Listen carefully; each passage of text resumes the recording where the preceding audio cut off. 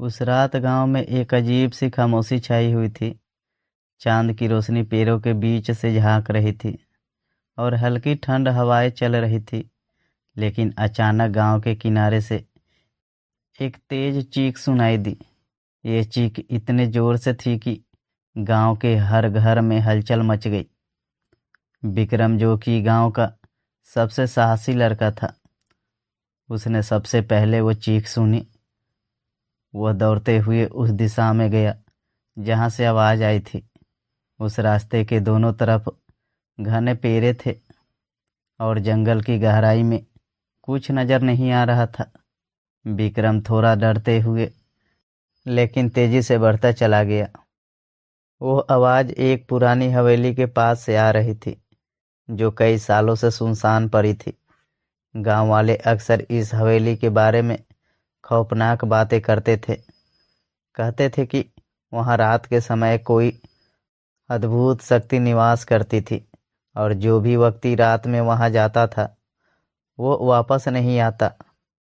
विक्रम ने इन बातों को सिर्फ अफवाह समझा था, लेकिन आज रात कुछ और ही था।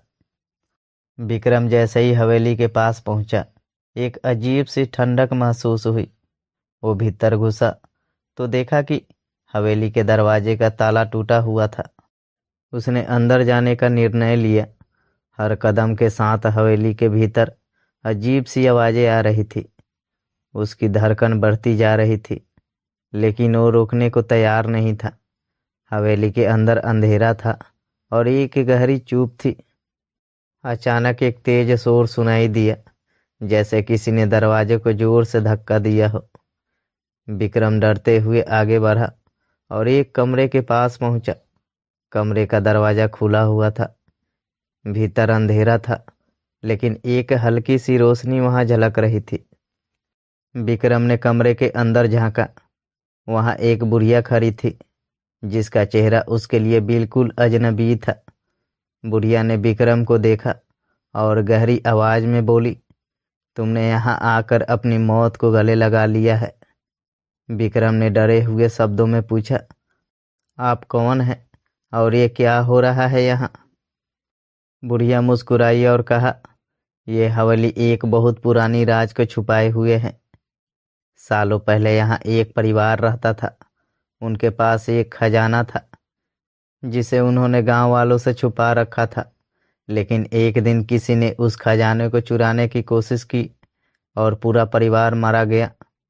तब से ये हवेली श्रापित हो गई। विक्रम को ये कहानी पूरी तरह से अविश्वसनीय लगी, लेकिन उसकी जिज्ञासा बढ़ चुकी थी। उसने बुढ़िया से पूछा, क्या आप जानते हैं कि ये खजाना कहाँ है? बुढ़िया की आंखों में एक चमक आई और उसने कहा, खजाना यहाँ कहीं है, लेकिन उसे पाना इतना आसान नहीं है। अगर तुम सच में खजाना चाहते हो तो तुम्हें अपनी जान की बाजी लगानी होगी। विक्रम ने डर को काबू करते हुए कहा, मैं तैयार हूँ। बुढ़िया ने विक्रम को एक पुरानी किताब दी, जिसमें उस खजाने का राज छुपा हुआ था। किताब में एक नक्शा था, जो हवेली के भीतर के रहस्यमय कमरों को दर्शाता था। विक्रम ने किताब को ध्यान से पढ़ा और एक खास कमरे की ओर बढ़ने का निर्णय लिया। वो कमरे के भीतर दाखिल हुआ।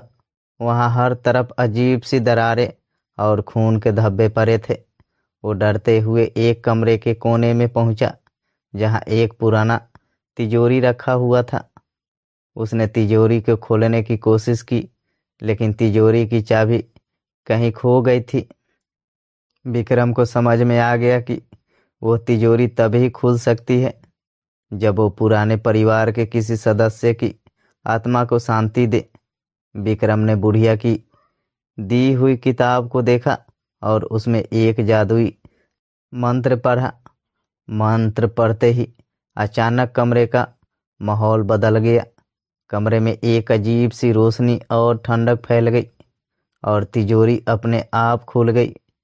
तिजोरी में कुछ सोने की मुद्राएं और एक पुराना घड़ा था, जिसे देखकर विक्रम समझ गया कि ये वही खजाना था। लेकिन जैसे ही उसने वो घड़ा उठाया, पूरा कमरा हिलने लगा। हवेली की दरवाजों में दरारें पड़ने लगी और अचानक एक तेज हवा सुनाई दी, जैसे कुछ भयंकर टूट रहा हो। विक्रम ने घड़ा अपने पास रखा और तेजी से हवेली से बाहर निकला।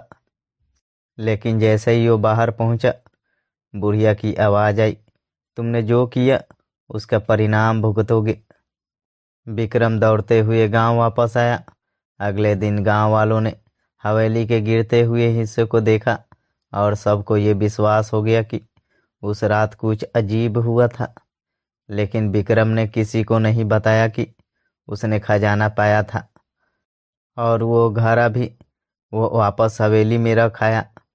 कहानी का राज हमेशा के लिए किशनपुर गांव के भीतर ही रह गया। दोस्तों, अगर आप भी ऐसे ही कहानी सुनना पसंद करते हैं तो मेरे वीडियो को लाइक करके चैनल को सब्सक्राइब कर लीजिए।